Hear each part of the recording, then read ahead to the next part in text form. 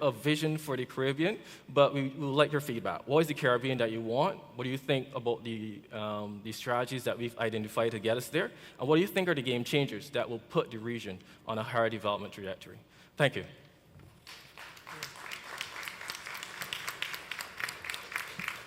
Thank you so very much, Winston. The floor is now open. So we'll do questions in rounds of 3. So we have here. Do we have a third person? Okay, so 1, 2, 3. So we need to have a contract. So I've met my commitment. Maybe I spoke a bit longer than I should have. But we want the questions to be questions or very specific suggestions, not another full statement. So please.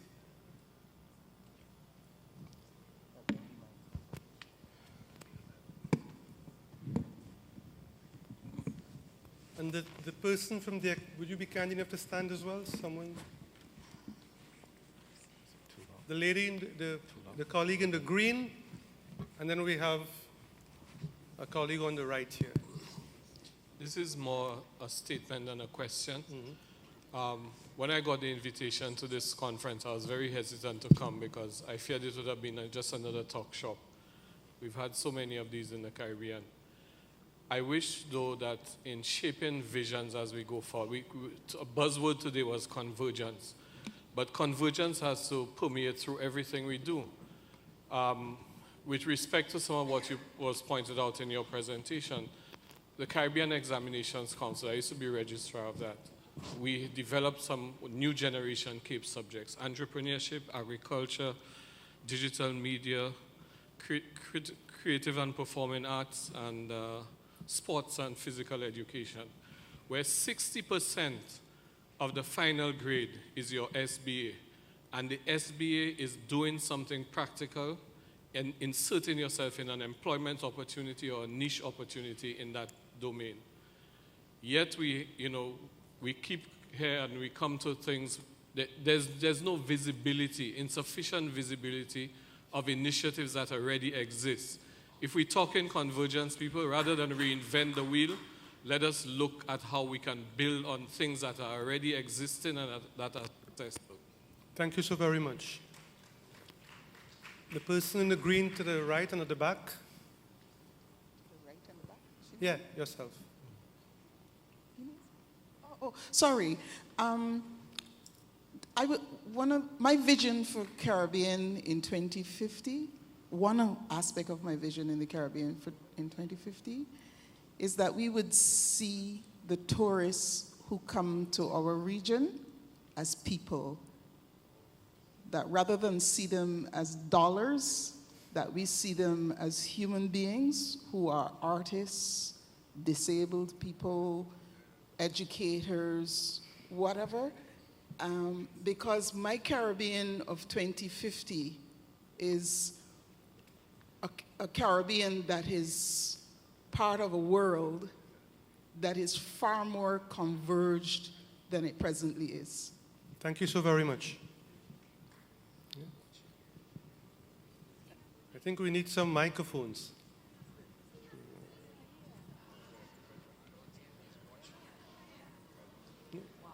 I recognize. Good afternoon. Please, good afternoon, ma'am.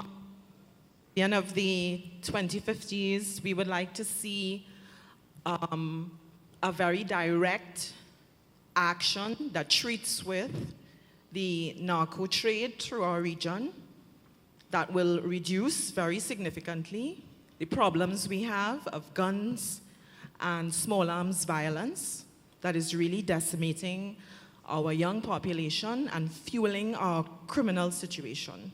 So we would like to see very direct action on the narco trade in our region. Thank you so very much. To my right and at the back. Yes, good afternoon. David Abdullah, Movement for Social Justice, Trinidad and Tobago. David, I just recognize your voice. I'm not even seeing you, but your voice is very distinct. Thank you very much. We talked about the future of the Caribbean, but I don't think yesterday and today, and not so sure tomorrow, that there's been a specific identification of labor at all in this. I don't know how we're going to build a future Caribbean without workers and without the specific input of of labor. So that's a huge gap. I don't know where the divergence or convergence went there. Secondly, we have to recognize that the post-independence institutions throughout the Caribbean are broken or have collapsed. We have an integrity commission that guarantees no integrity in public life. We have a parliament that's meeting next door that is dysfunctional, a judicial system that cannot deliver justice to victim or to the alleged perpetrator. Right throughout our public services, we have to take a hard look at ourselves and say the post-independence institutions have collapsed. They were created for a different era. They were computer that runs on DOS that are now trying to deliver Microsoft XXS today. Can't work. Third thing very quickly is that in terms of the revolution that was spoken about by Sir Hilary this morning, the education system itself does not teach our history, our own understanding of ourselves. So the university is equally broken. And therefore, I mean, if you ask the average youngster about the Haitian Revolution, they look blank. So unless we deal with that, and unless we are prepared to challenge the status quo rather than reinforce the status quo, which is what we seem to be doing, and unless we challenge the status quo and say, let us transform fundamentally the institutions of state, let us transform the relations of power, because we talk about power, we have to transform the relations of power in our societies and deal with the inequality and the inequity, we're going to be in trouble. And we sum that up by saying that here in Trinidad and Tobago, the First Republic is finished. It can't deliver upon the vision that you described very well. And it's time really for a Second Republic. Thank you. Thank you so much, David. We have this person on the right at the back, please. I'm here. Yeah. Okay. Hi, James Moss Solomon from UWI Mona.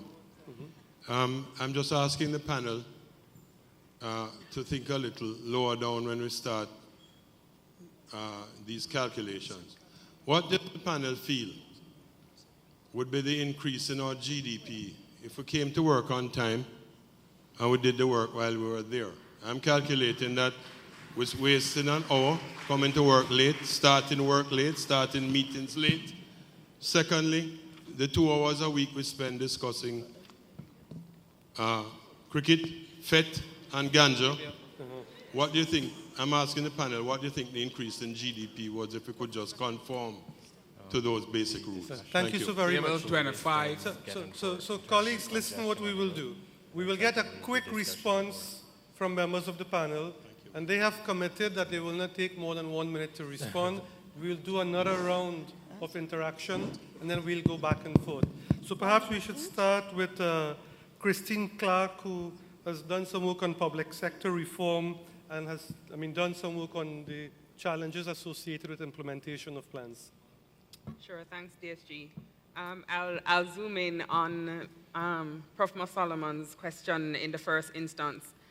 In relation to projections of GDP due to better work ethic, a better work culture, as well as a traffic congestion, I think we've recognized that we do need to change our culture and change our mindset. That definitely has driven the team as far as coming up with a new transformative, groundbreaking, disruptive vision for the future. While we did not specifically model that, and so I can't give you a specific figure in terms of the impact that it would have, it's clear that the societies that we've observed that have worked well, that have increased their productivity, and also that have transformed their economies, societies, environmental management, do have a different approach to work. Everybody knows Jamaican time. It's very clear, just like Caribbean time. And so we do need to address some of these issues. A part of what we've recommended in the longer version of our document is that the workplace ethics and skills that are required, particularly among the youth who have been disaffected and in some way dissatisfied with the processes need to be developed, and that the only way it can be done effectively is if the training institutions work intimately with the private and the public sectors who know the type of skills and ethics that they want in order to basically generate the skills that we anticipate. Thank you so much, Christine. Professor Clayton, do you want to make a quick comment on the narco economy? Well, could I comment on the 2 points about narcotics and GDP implications? Certainly. It's estimated that about 16% of the narcotics going into the US market are now coming through the Caribbean islands, and about 20% of the traffic into Europe. Now, this has been a dramatic uptick in recent years. 5 years ago, it was only 5%. What's happening is that the routes have changed. About 95% used to go up through Mexico. Now, a lot of it is coming through Venezuela and through the islands. Everywhere we see a trade in illegal narcotics, we see a parallel trade in illegal firearms, for the very simple reason that the trade's illegal. So you can't protect your business with patents and lawyers. You can only defend it with violence and the credible threat of violence. So the existence of one trade creates the demand for the second trade.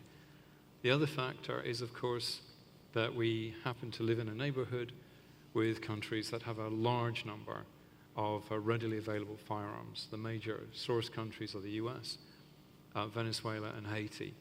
And as long as these countries have the policies that they do, we will not be able to shut off the flow of firearms.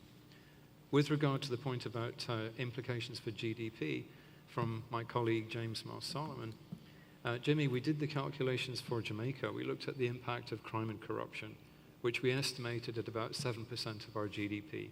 And it's been roundabout averaged at about that level since the early 1970s. And we looked at the cumulative cost, and we realized that the economy of Jamaica today would be from 3 to 10 times bigger than it is now. I don't think people realize just how much harm corruption does an economy. If you look at the crucial area of public sector procurement, which is where most of the high-level corruption is, and you look at the debt burden, now a number of people have talked about the debt burden, we've estimated that a sum equivalent to 90% of our current debt burden was in what is euphemistically called unproductive government expenditure. That's money that's been spent on political purposes or for personal gain. So a lot of the burden of debt that we're now living with, a large part of that is also the result of the corruption. These countries will never move forward if we cannot find a way to resolve our corrosive problems with the high levels of corruption and violence that we have now. Thank you so much, Professor Clayton. Sylvia, do you want to react very quickly to the point made about learning from experiences and perhaps to the comment made by David on the issue of education? Yes, Dr. Jews, I agree with you that you have the SBAs going and that there's probably not enough visibility in the region so everyone knows what is taking place. But I would like to hear your reaction to the whole question of the competencies required by the knowledge economy. My colleague here had mentioned briefly the fact that the flows are knowledge intensive. Indeed, globalization has been here before, but there's an acceleration in the flows of people, goods,